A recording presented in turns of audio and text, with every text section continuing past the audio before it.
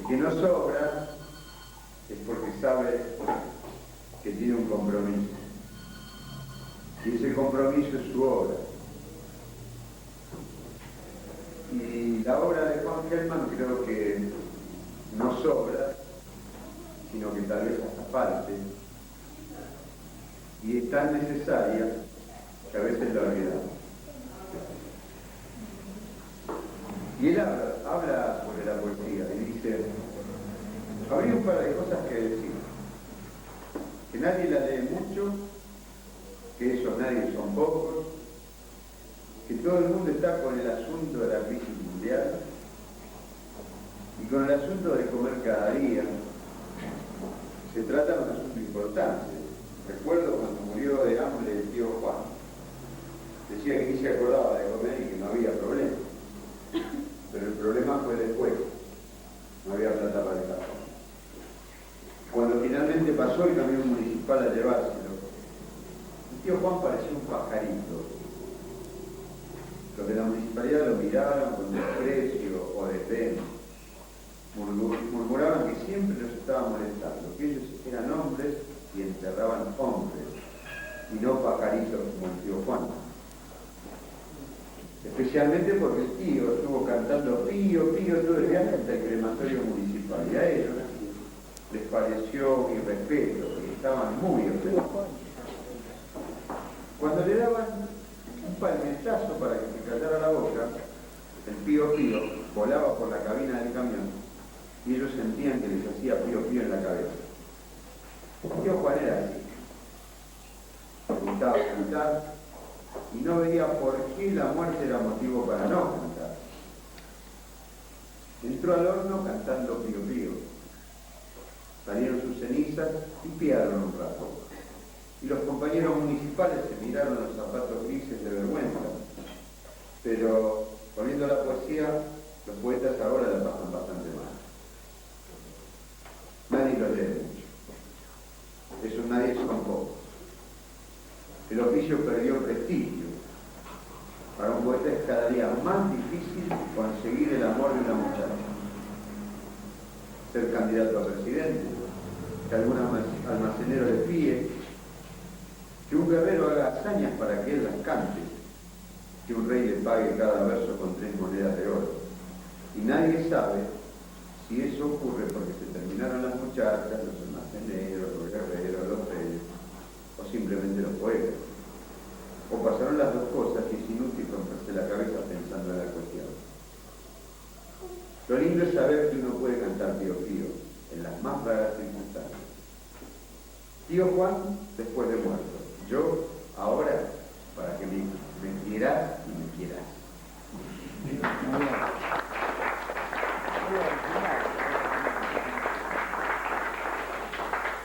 Juan Gelman, por si alguno no lo conoce, que sepa que es argentino, que sepa que es un poeta, y voy a ser abrupto del carajo, y que el que no lo leyó se jode.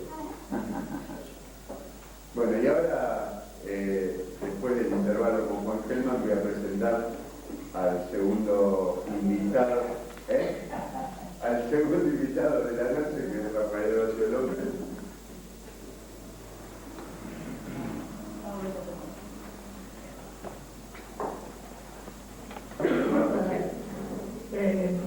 En mi buen tiempo, al segundo vino y yo ya recitaba los poemas que pedí de ti. Ahora no recuerdo.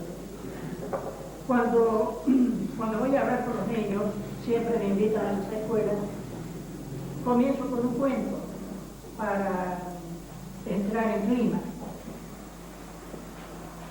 Y sobre todo para indicar, por ejemplo, la diferencia entre un cuento en primera persona o en tercera persona. Y uno de ellos dice, una vez caminaba yo por la quinta de mi padre con el deseo de comer una naranja y con la ambición de escribir un poema. Cuando me acerqué a un naranjo hermoso, naranjo verde, coposo, con enormes soles en el follaje, estiro la mano para cortar una naranja cuando de pronto sentí que me hicieron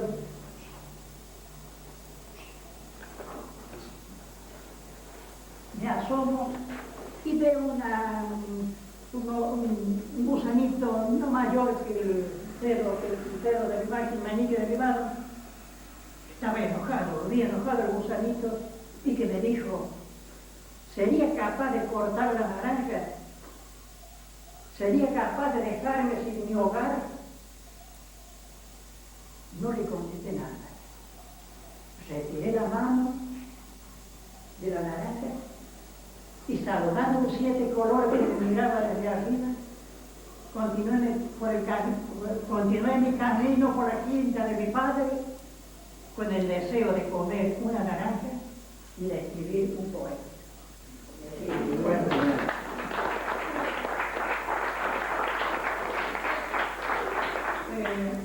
Bueno, a los niños al menos les gusta, ¿no? Decía un poeta, de cuyos datos sé muy poco, Nabokov, creo que es ruso de nacimiento, pero nacionalizado norteamericano, después se ubicó ahí. Decía que la literatura nació cuando por la calle venía un joven gritando el lobo, y detrás de él no venía nadie. Y la gente se admiraba, lo miraba, y el chico siguió gritando el lobo. Y dice que a partir de entonces nació la literatura. Y me pregunto yo, ¿la poesía nació en ese momento? ¿Nació antes? ¿Nació después?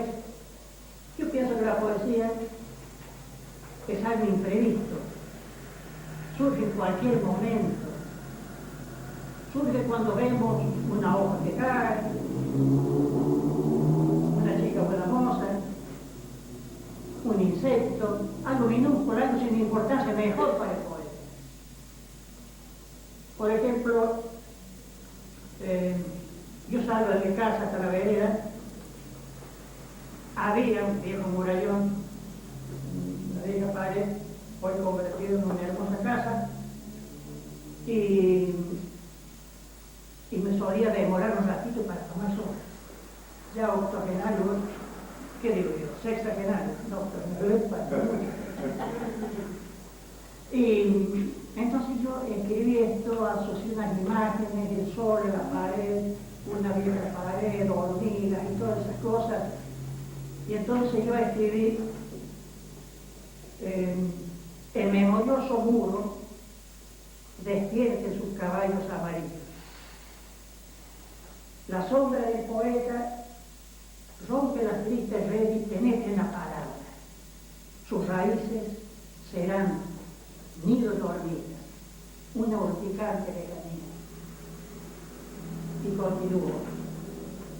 Otra vez la sombra, y el poeta, y la fuga. En la pluma de cada pájaro una estrella, y una almohada de trinos en la piedra. De memoria vivirán las letras, y las sombras, y los tristes niños, detrás del memorioso muro.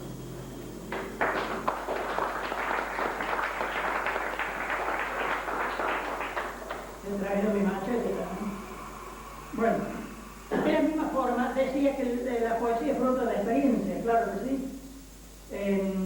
Como digo, uno escribe sobre algo que conoce, el poeta debe conocer, el poeta debe amar, la poesía es amor, la poesía es acercamiento, la poesía es todo lo que signifique humildad, aunque no lo parezca, aunque las palabras demuestren otra cosa, pero la profundidad que el poeta trata de acercarse al otro, como aquella vuelta que me invitaron a San Marcos Sierras, el país del poeta Urtero, Andrés Urtero. Cuando fui al primer congreso de escritores, me ubicaron en un bungalow a la entrada de San Marcos Sierras, un lugar paradisíaco, hermoso, y allí, rodeado de la naturaleza, todo natural, plantas, algarrobos, todo, y escribí este poema, muy breve. Parado en la puerta de San Marcos, veo caer la luz. Era mir del día. El poema de la madre que seca sus lágrimas en el paisaje. Todo se detiene. como en una roca, la seca.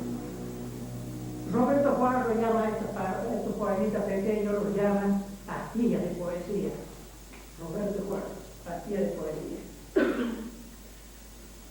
Y ustedes me dirán por qué le cuento esta cosa, porque son mis experiencias. Repito, José María escribió su hermoso cuento en base a la experiencia de él. Miguelita escribe sus poemas, José Luis sus hermosos poemas que nos brindan el sábado de la noche. En fin, todo el escribe en base a la experiencia. Si no hay nombres, si no hay citas exactas, las ubicamos en la imaginación, en la fantasía. Y se habla también de poemas oscuros, de esos poemas que no se entienden, pero yo creo que eso es relativo.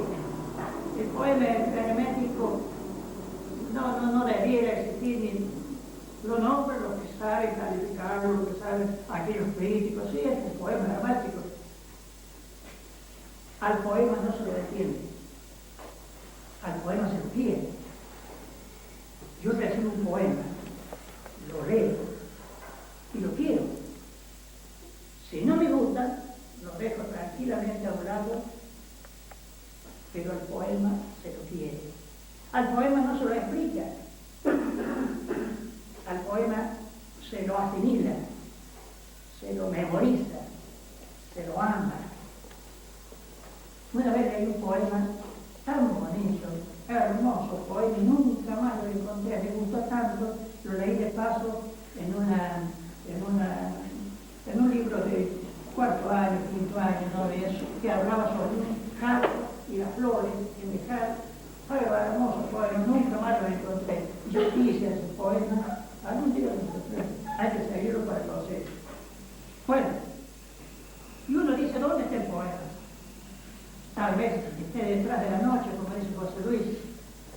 Tal vez esté detrás del silencio, como dice Gaspar Pierre del Coro. Pero el poema está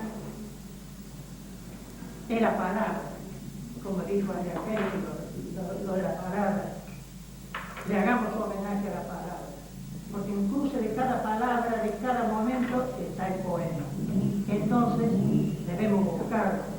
El poeta busca y lo encuentra, claro que sí, y sufre esa imagen, eso que amamos, eso que detectamos, sufre transformaciones. Me transformaré en un sinnúmero de latidos que alcanzarán en los giros para lograr la quietud de la memoria, un Dios clamando. Y como el viento que pinta los silbidos del silencio, volveré en huracanes de palabras y seré los latidos como un parámetro para el trino, con el incierto paraíso de mi bolsillo. Seré la cresta de la gota que riega el jardín, una aventura, un prófugo más.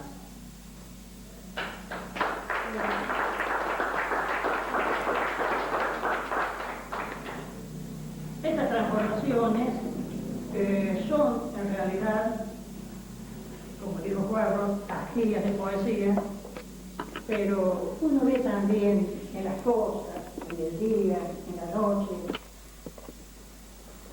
pastillas de tal o cual cosa, de lo que a uno nos gusta, de lo que amamos. Les repito, la poesía es amor. Yo escribí esto Astillas de la tarde.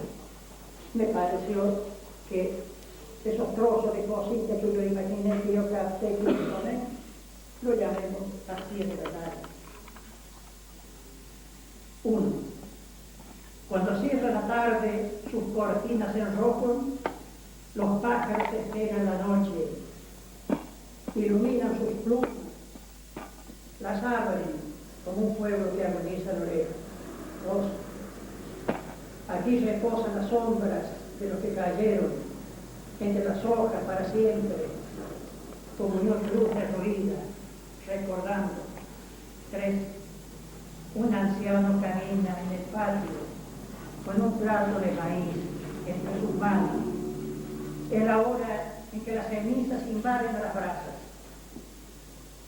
pasa su manto por la frente, quiere que su sudor acabe con el día.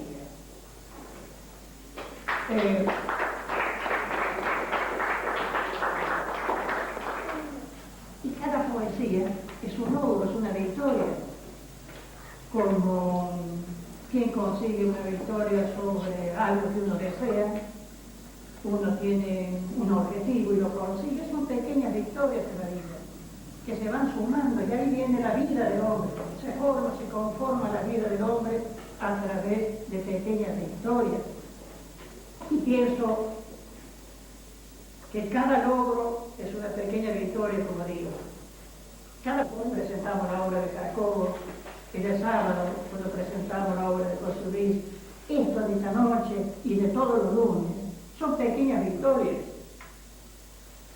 ¿Victoria de quién? Del hombre sobre el tiempo. Victoria del hombre sobre el hombre. Victoria de la emoción sobre la indiferencia. Victoria del sí sobre el no. Victoria de la vida sobre la muerte. Victoria del trabajo sobre el ocio. Porque, ¿qué es el triunfo de la palabra sobre el olvido? Tiene una pequeña victoria de la mente sobre el hombre, del espíritu sobre la materia. 1. Para iniciar un dolor, me senté y te ignoré, frente a la redonda voluptuosidad del ángel que cambiaba palabras por silencios. 2. Para iniciar una queja, caminé por los temas comunes de la tarde, pero de la noche memoricé los quietos murmullos de los pájaros. Y 3. Para iniciar un llamado, opté por abrir el corazón a la palabra, burlando los otros infiernos, al menos intentando pequeñas victorias.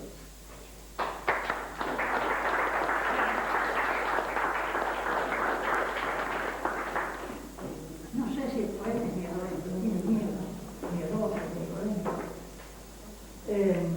pero tiene respeto por las cosas.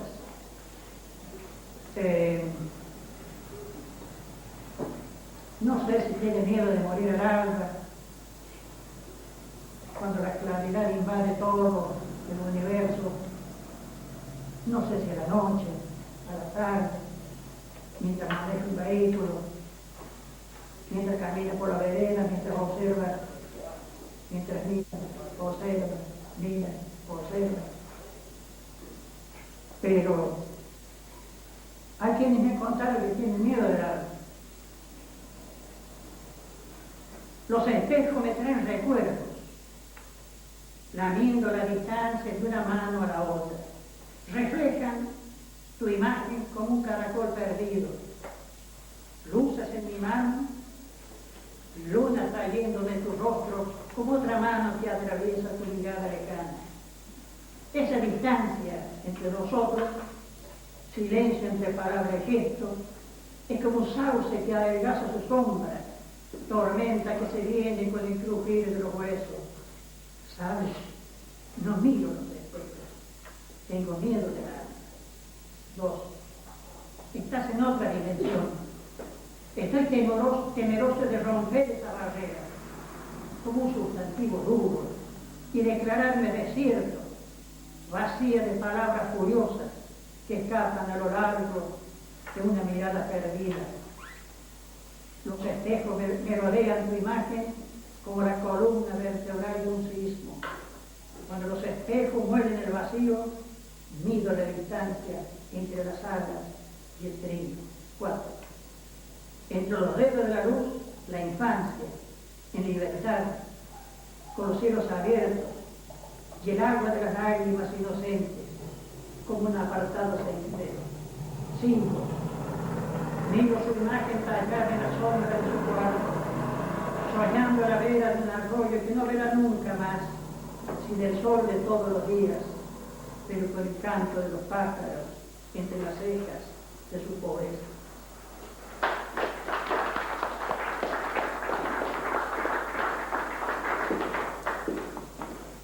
Y bueno, no quiero cansarlos, no quiero extenderme mucho, pero acá me pedían algunas cositas para niños. Docente. Con todo gusto, sí. Yo les explicaba a los niños cuando también les digo, por ejemplo, que había una vez un hombre que no amaba a los pájaros, ni a los niños, ni a las mariposas.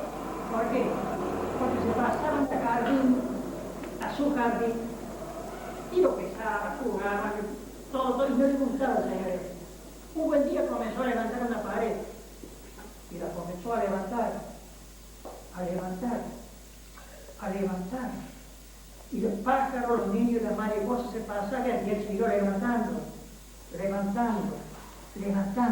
y llegó tan alto que en un momento se sintió solo, y miró el orden en los astros, en las estrellas, en todo, y se sintió solo, se sintió muy solo, y comprendió lo que le estaba pasando en su interior, y comenzó a voltear la pared, y la volteó toda, y el jardín quedó libre. ¿Y qué pasó? Se pasaban los pájaros y se pasaban las mariposas.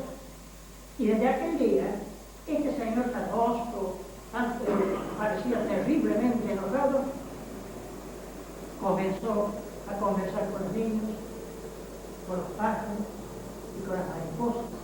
Y sacó en un viejo baúl que tenía sus cuentos y sus poemas. Y comenzó a contarles todos los días, todas las noches, todas las tardes, les contaba un cuento nuevo y un poema nuevo. Y me recuerdo que le contaba, entre otras cosas, que ese viejo era muy amigo mío. No soy tan viejo yo, pero tampoco era muy viejo el otro, Dice que le contaba también a ellos la brevedad de cuentos.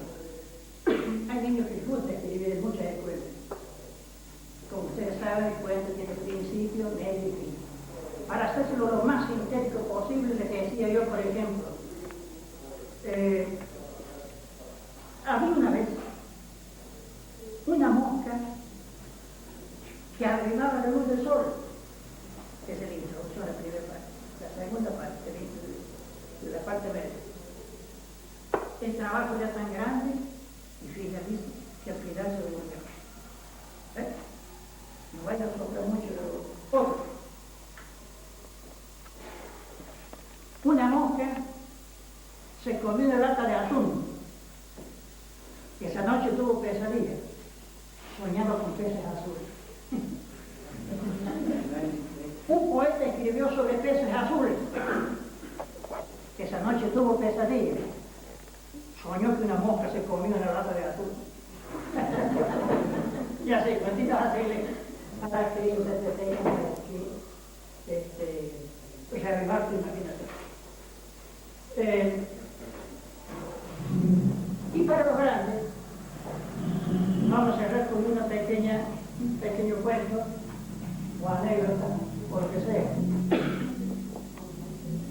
Dice que había una vez un poeta pobre, pero que salía a decir sus versos por el mundo. Un día llega, le hablo de muchísimos años atrás, llega a un mesón, a un boliche, a un lugar donde se vendía bebidas, comida, de todo, y era el lugar obligado de la reunión de la gente del pueblo. Penetra el joven poeta y frente a él se encuentra con una gastada mesa, un señor poderoso, bien vestido, con joyas y todo. Se detiene el poeta y este señor, y el poeta vio sobre la mesa monedas. Iba a decir pacos de billetes, pero esta vez había billetes, había monedas y joyas. En el otro, al lado estaba un libro con las leyes del pueblo, o de la aldea, y en el otro estaba un hermoso pan dorado caliente, recién sacado del horno, o de las piedras, qué sé yo, por ahora en ese tiempo. le dice el hombre, escoge aquí lo que quieras, toma lo que quieras, será tuyo. El poeta mira las tres cosas y ¿qué calcula que agarró? ¿Qué calcula que agarró? El pan, claro. El poeta fue el pan, lo agarró, lo tomó y se hizo en silencio en el lugar. Y le dice el hombre poderoso que estaba ahí, le dice, ¿por qué elegiste el pan?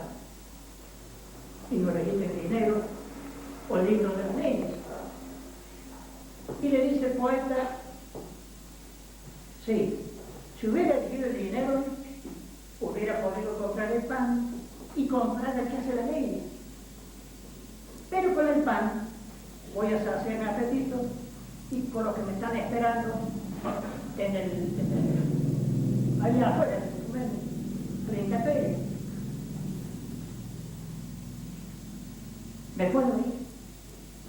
El gordo poderoso se las corta de la barba y dice, sí, puedes irte, pero te quiero decir algo. Me has dado una lección de humildad. Estas tres cosas son tuyas. Pero quiero que le conteste. ¿Por qué no elegiste el dinero? Quiero que me repita por qué no me... Y le contestó él, de vuelta, porque no iba a poder defenderme de lo que me están esperando afuera para matarme y robarme el dinero. En cambio, con el pan puedo saciarme el apetito y lo que está afuera. Y dice el hombre, ¿y por qué no elegiste el libro de las leyes? Porque las leyes no fueron escritas para mí solo, fueron escritas para todos. Y además, yo estoy destinado a escribir poemas y no las leyes, que las diga el dueño del pueblo. Entonces le volvió a repetir el hombre estas tres cosas son tuyas, de veras. ¿Por qué? Porque ese pan lo cocinó mi hija. Y yo la autoricé e impuse de que quien eligiera el pan primero se iba a desposar con ella e iba a ser dueño de las otras dos cosas. Por lo tanto, ese pan es tuyo, este dinero fruto de los impuestos del pueblo son tuyos, y cuando te desposes con mi hija, vas a enseñar las leyes a todos los habitantes del pueblo. Y cuentan que así pasó. El poeta se casó con la hija del dueño del pueblo y comenzó a enseñar las leyes a cada habitante. Pero eso sí, antes de que enseñara la ley, les enseñaba sus poemas, a memorizar sus poemas.